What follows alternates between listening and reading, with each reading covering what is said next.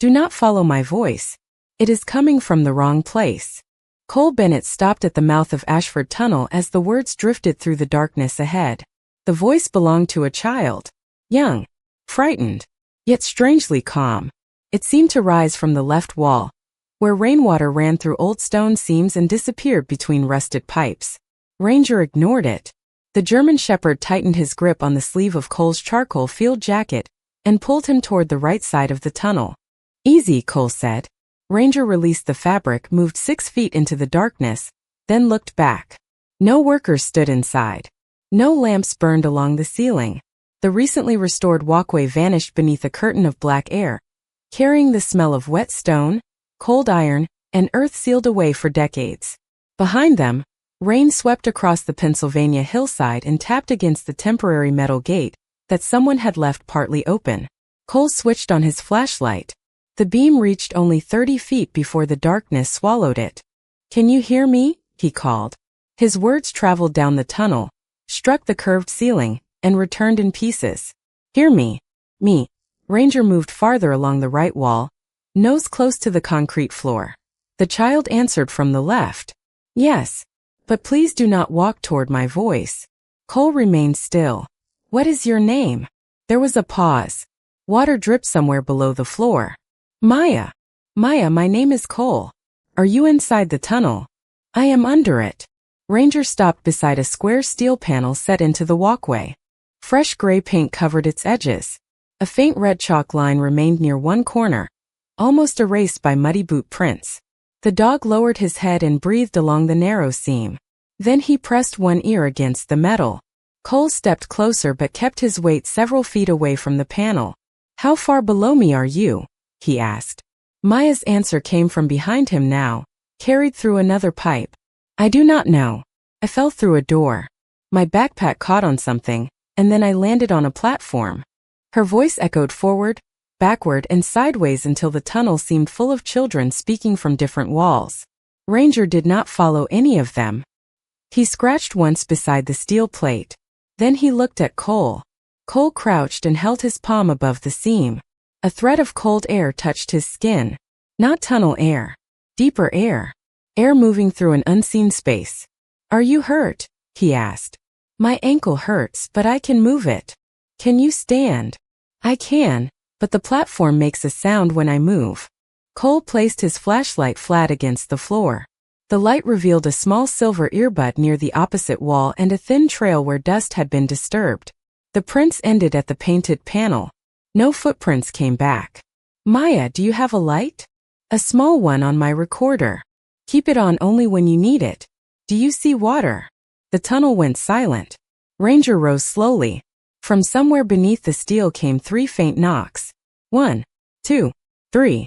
Cole pressed his hand to the floor. "Maya." Her voice returned, weaker now, not from the wall but through the pipe above his head. "There is a pit below the platform." A low rush followed her words. Water moving through a hidden channel. "How far is it from your feet?" Cole asked.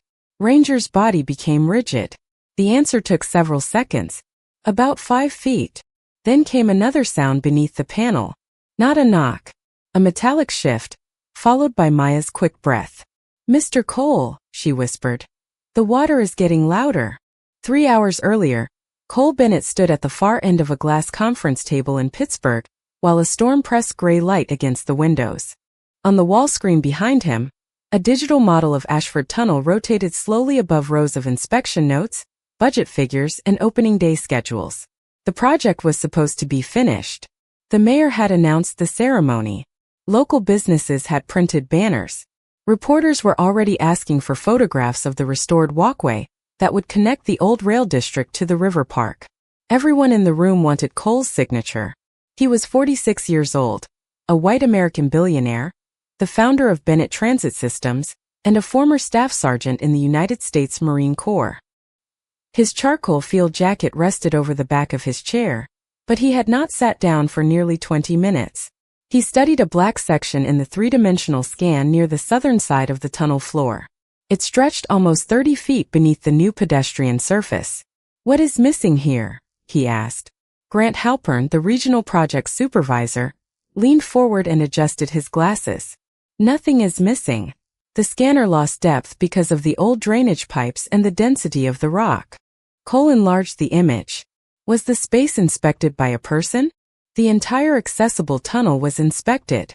That was not my question. The room became quiet except for rain ticking against the windows. Grant opened a folder and slid a completion report across the table. The area is sealed. Historical records show no usable chamber below that section. Cole turned to the attached photographs. Fresh gray paint covered a square access panel. Red chalk marks appeared near one corner, but there was no close image of the hinges, no photograph beneath the panel, and no signature from a confined space specialist. Who confirmed it was sealed? He asked. The subcontractor. By opening it? Grant hesitated. By reviewing the original renovation survey. Cole looked toward the legal advisor. And the original survey? Incomplete, she said. Some records from the 1950s were never transferred from the county archive. Cole closed the folder. Years earlier, during a training exercise with the United States Marine Corps, he had watched a small warning disappear beneath the confidence of men who believed the map more than the ground. Nothing tragic had happened that day, but only because someone lower in rank refused to stay silent. Cole had remembered the lesson longer than he remembered the mission. A missing detail was not the absence of danger. Sometimes it was the first evidence of it. I am not signing, he said. Grant's face tightened. The opening is tomorrow morning. Then tomorrow morning may move. The town has waited 4 years. It can wait another week if the inspection is incomplete. Grant glanced toward the others.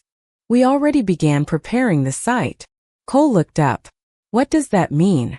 The temporary barriers were moved so the maintenance crew could clean the entrance. The side gate may still be open. Cole reached for his field jacket. Close it now. Grant picked up his telephone. No one answered at the site office. Cole called again from his own device. The line rang until it disconnected. Outside, thunder rolled over the city. I am going to Ashford, he said. Send every original drawing you can find to my tablet.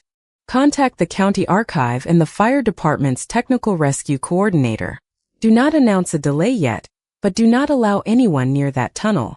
He left the unsigned agreement on the table and drove east through the rain with Ranger in the rear seat of his dark blue sport utility vehicle. The German Shepherd remained alert as the city gave way to wooded hills and narrow roads. When Cole reached the old rail district, the maintenance lot was empty. The main barrier stood crooked. The side gate was open. Near the tunnel entrance, a child's bicycle leaned against the fence, rain shining on its purple frame. Ranger was out of the vehicle before Cole could close the door. He sniffed the bicycle seat, found a small silver earbud in the gravel, then turned toward the darkness and began to run. Earlier that afternoon, 11-year-old Maya Ellis sat inside the Ashford Historical Museum with a pair of headphones over her braided black hair, and a silver recorder resting between her hands. She was a black American girl with warm brown skin, thoughtful eyes, and the patient attention of someone who noticed what most people allowed to fade into the background. Around her, the small museum smelled of old paper, polished wood, and rain carried in on visitors' coats. Her grandmother, Helen Ellis, worked behind the archive desk, arranging railroad photographs beneath a reading lamp. Maya was preparing a school project about the sounds that had shaped Ashford. Not famous speeches. Not music. Ordinary sounds. Train wheels crossing steel joints. Factory whistles at dawn. Church bells through winter fog. Voices calling from one end of the old tunnel to the other. Helen placed a fragile recording beside Maya's notebook. This was made in 1962, she said. Your great-grandmother recorded the last passenger train through Ashford Tunnel. Maya pressed play. Static filled the headphones, followed by the distant rhythm of wheels, a horn, and voices softened by more than 60 years. Then came an echo so deep it seemed to open beneath the table. Maya smiled. It sounds like the tunnel is answering. Stone remembers sound, Helen said. But that does not mean you should go inside. She pointed toward the weather notice posted near the archive door. Heavy rain was expected by evening.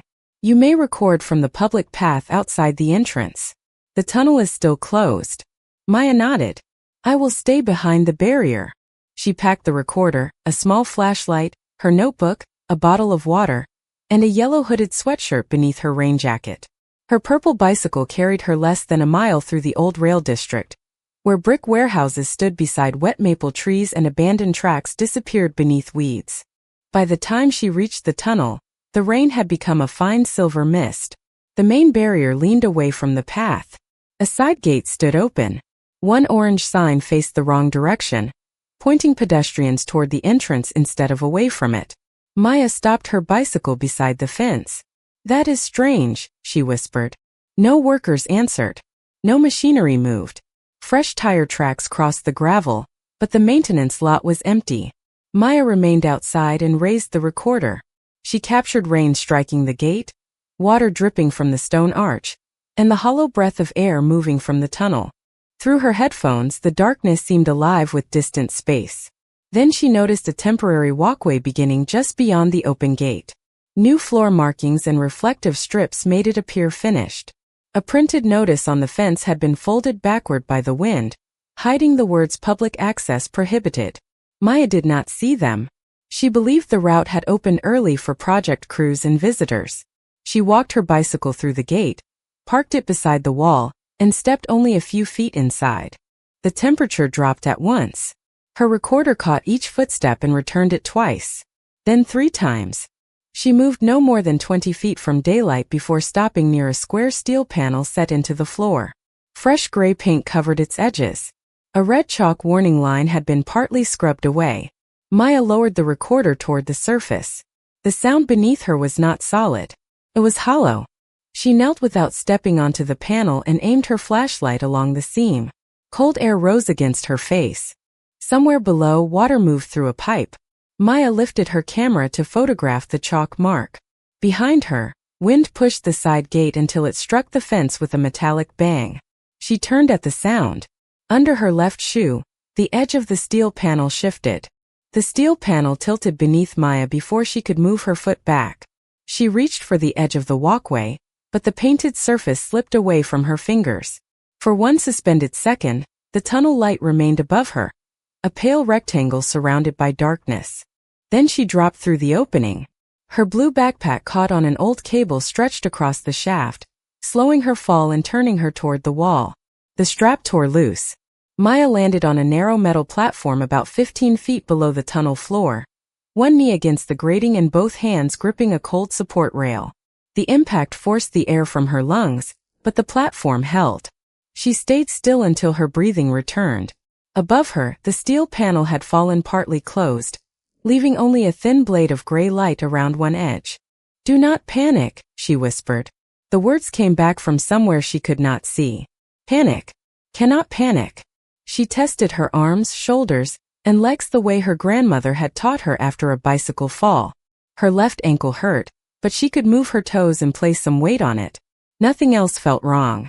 The platform was nearly 4 feet wide and fixed to the side of a concrete chamber. A rusted railing surrounded 3 sides. Beyond it, a square collection pit disappeared into darkness. Rainwater entered through 2 pipes high in the wall, striking the pit with a hollow rushing sound. Maya switched on the small light attached to her silver recorder. The beam revealed peeling numbers, an old emergency cot frame, and a faded civil defense symbol painted on the opposite wall. This was not an ordinary drainage space. It had once been a room. She raised the recorder and spoke. "My name is Maya Ellis. I fell through an access panel beneath Ashford Tunnel. I am on a metal platform above water." Hearing her own voice steadied her. She checked her telephone. No signal. One corner of the screen was cracked, but the flashlight still worked. Maya aimed it upward and called through the opening. "Hello." Her voice traveled into the tunnel, then returned from the wall behind her. The chamber carried sound through a set of narrow metal pipes that vanished into the ceiling. She moved toward one pipe and spoke directly into it. "Can anyone hear me?" The answer was only her own voice, faint and misplaced. "Hear me. Me." She tried again from another pipe. This time the words returned from far to her left, as though another child were calling from deeper inside the chamber. Maya understood. Anyone searching above might follow the echo instead of the opening. She removed the red whistle from her backpack and blew 3 short notes. The sound vanished into the pipes and came back from several directions at once. Not useful. She lowered herself against the strongest section of railing and listened. The water below was louder than before. A plastic bottle floating in the pit touched the wall, turned slowly, then rose another inch. Maya found a loose wrench beneath the platform and struck the support rail 3 times. The knocks traveled upward through the steel. 1, 2, 3. She waited. No answer came. Minutes passed beneath the sound of rain. Then footsteps entered the tunnel above. Heavy, measured. A dog's nails clicked against the concrete. Maya stood carefully and called into the nearest pipe. "I am down here." The words echoed from the wrong side of the tunnel. The footsteps changed direction. "No," she called louder now. "Do not follow my voice. It is coming from the wrong place." A deep bark answered once. Then the dog began scratching directly above her. Ranger reached the tunnel entrance, stopped beside the purple bicycle, and lowered his nose to the wet gravel. He found Maya's scent on the handlebars, the bicycle seat, and the small silver earbud lying near the open gate. Cole followed with a flashlight in one hand and his telephone in the other. Ranger search. The German Shepherd moved into the darkness, then turned back after 10 feet and touched his nose to Cole's wrist. He ran forward again, stopped near the right wall and returned. Once.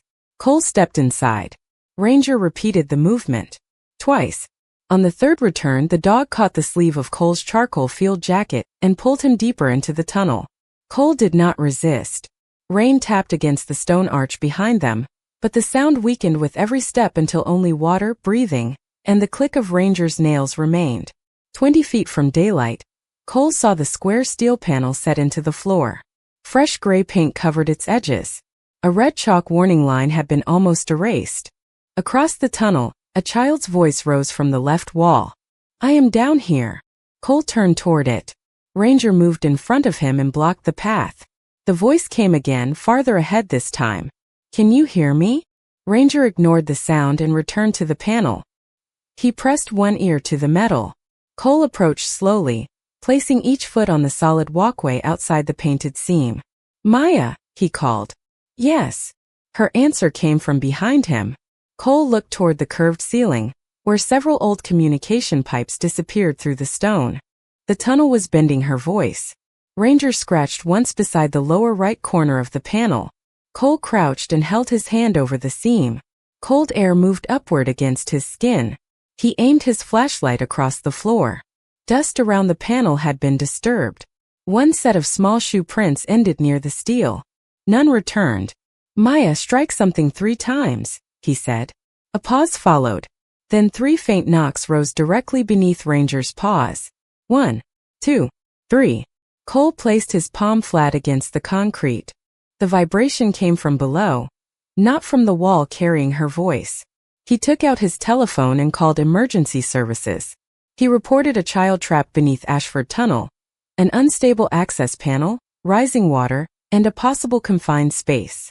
He requested a technical rescue team, fire department support, medical personnel, and law enforcement to secure both entrances. "Do not send anyone onto the painted panel," he told the dispatcher. "The surrounding floor must be checked before equipment is placed." Ranger remained beside the seam, breathing through his nose. Cole moved backward, marked a wide safety boundary with reflective tape from his vehicle, and closed the side gate without leaving Maya alone for more than a minute. When he returned, he lay on the solid concrete several feet from the panel and spoke toward the nearest pipe. "Maya, help is coming. I need you to stay where you are and keep answering me." "The water is louder," she said. "Can you see how far it is below the platform?" Maya leaned carefully over the railing. Her recorder light showed the surface rising through the darkness. "About 5 feet. Do not move closer to the edge." "Is the platform level?" "Mostly. One corner makes a clicking sound." Cole heard it then. A small metallic tick beneath the floor.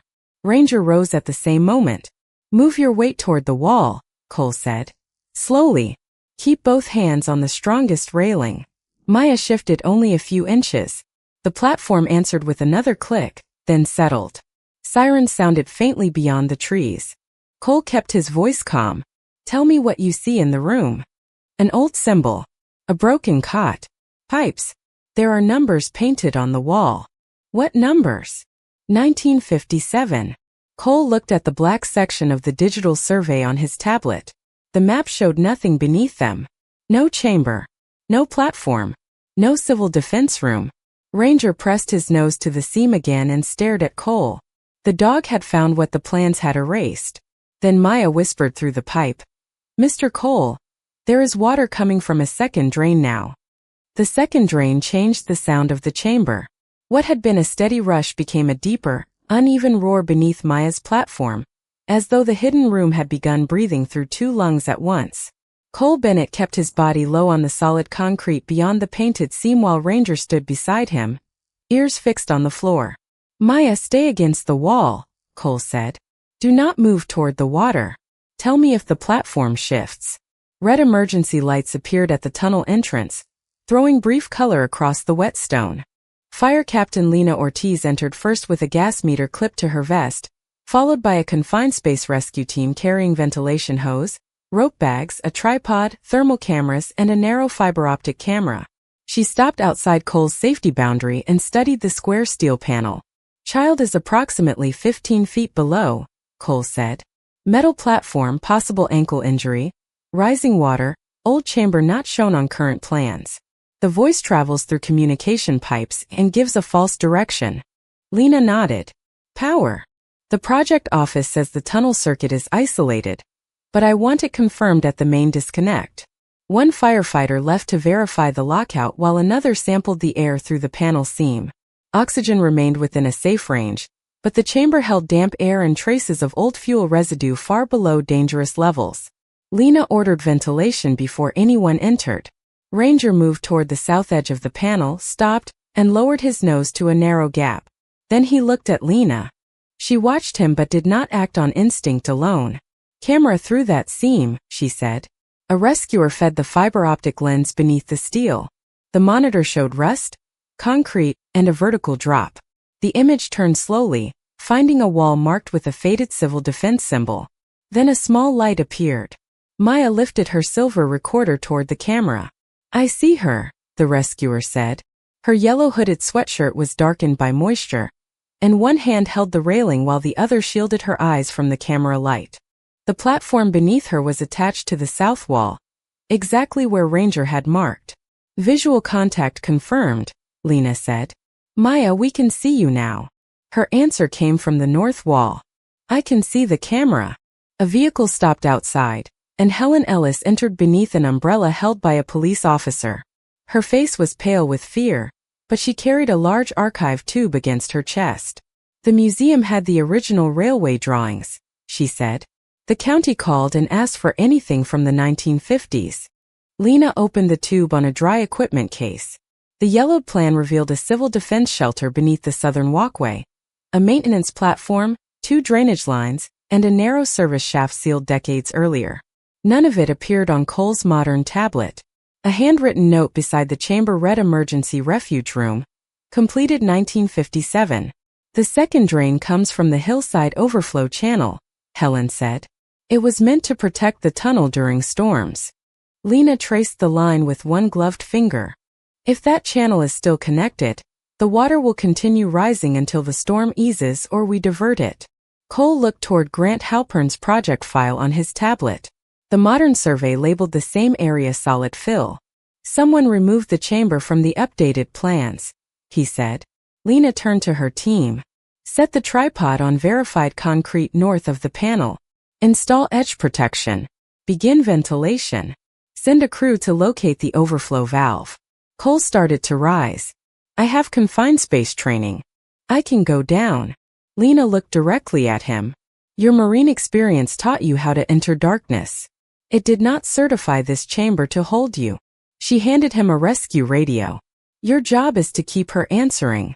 Cole accepted it and returned to the floor beside Ranger. "Maya, your grandmother is here." For the first time, Maya's voice broke. "Grandma." Helen knelt beside Cole, careful not to cross the boundary. "I am here, baby." Beneath them, the platform gave a faint metallic click. Maya inhaled sharply. Then the fiber optic image showed the water had risen another 6 inches. The platform clicked again beneath Maya, and every person in the tunnel became still. Lena Ortiz watched the fiber optic monitor while the rescue team secured the tripod over verified concrete several feet from the damaged panel. Maya, keep your back against the south wall, she said. Do not shift unless we tell you. Cole Bennett remained beside the old communication pipe with Ranger pressed close to his shoulder. The German Shepherd no longer scratched or paced. He listened. That quiet frightened Cole more than barking would have. Maya, tell me 3 things you can see, he said. Her answer traveled through the northern wall, thin and distant. The civil defense symbol. The silver recorder. A red number on the pipe. What number? 4. Good. Now tell me 3 sounds. Maya paused. Water. The ventilation hose. Ranger breathing. Cole looked down at the dog. He is right here. Helen Ellis knelt a few feet away, holding one hand against her mouth while the other rested on the old railway plan. The drawing showed a manual overflow valve in a maintenance alcove outside the chamber. 2 firefighters found the access point behind a rusted service door near the hillside and began turning the seized wheel with a long wrench. First, nothing changed. Then the deeper stream beneath Maya weakened. Second drain is slowing, a firefighter reported over the radio. Lena checked the monitor. The water had risen to roughly 4 feet below the platform, but the surface was no longer climbing as quickly. That gives us time, she said. The team placed protective padding around the opening and tested the tripod with a weighted rescue bag. The concrete remained stable. A rescuer named Daniel Price stepped into a full-body harness, checked his helmet light, gas monitor, backup line and communication cable, then moved toward the panel. The steel cover could not be trusted to support weight, so the team attached a controlled lifting line and raised it from a distance. Fresh paint cracked along the edges. Beneath it, the hinges showed deep corrosion and one missing retaining pin. Cole stared at the exposed metal. Someone had painted over a warning instead of repairing it. Cold air rolled from the chamber as the opening widened. Ranger moved to the boundary and looked down but obeyed Cole's quiet command to stay. Daniel lowered through the shaft without touching the damaged frame. 12 feet. 10. 8. His helmet light crossed the chamber wall and found Maya seated against the railing. I can see her, he said. Child is alert. Platform is attached at 3 points. The outside bracket is unstable. Cole spoke into the pipe. Maya, Daniel is coming down on your right. Do not stand. I see his light.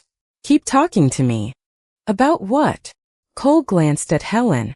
She nodded toward the silver recorder in Maya's hand. Tell me why you record sounds, he said. Maya looked at the little device as Daniel descended the final few feet. Because people remember pictures, she answered. But they forget what a place sounded like. What did this room sound like before we arrived? Empty. Her voice trembled. But it was not empty. Daniel reached the platform and clipped his safety line to a verified wall anchor before placing any weight near Maya. He checked her ankle, breathing and circulation, then unfolded a rescue harness. You are doing well, he told her. I am going to secure you before we move. Maya held out the silver recorder. Please take this first. Daniel clipped it inside a waterproof pouch. As he tightened the harness around her, the weakened outer bracket gave a soft metallic groan. The platform tilted less than an inch. Lena raised one hand. The rope team froze. Daniel drew Maya closer to the wall and transferred her weight onto the rescue line. Child secured, he reported. Ready for vertical lift. Then the recorder inside his pouch began playing by itself, and a man's voice emerged through the tunnel speaker. Cover the opening. We cannot lose another month. The recorded voice filled the chamber for only a few seconds, but the words changed the air above and below the tunnel floor. Daniel Price reached into the waterproof pouch and silenced the silver recorder before its speaker could distract Maya or the rope team. Evidence can wait, Lena Ortiz said through the radio. The child cannot. Cole Bennett heard the name behind the voice before anyone spoke it aloud. Grant Halpern. The same measured tone that had defended the missing scan in Pittsburgh now echoed through a room the project documents claimed did not exist. Cole closed his hand around the rescue radio, but he kept his voice calm. Maya, stay with Daniel. You are secured now. I am trying, she answered through the old communication pipe. Her words returned from 3 directions, weaker than before. Daniel checked the harness around her shoulders, waist, and legs, then connected it to the main lifting line and an independent safety line. He positioned himself between Maya and the unstable outer edge of the platform. The water remained about 4 feet below, moving in slow circles now that the hillside overflow had been partly diverted.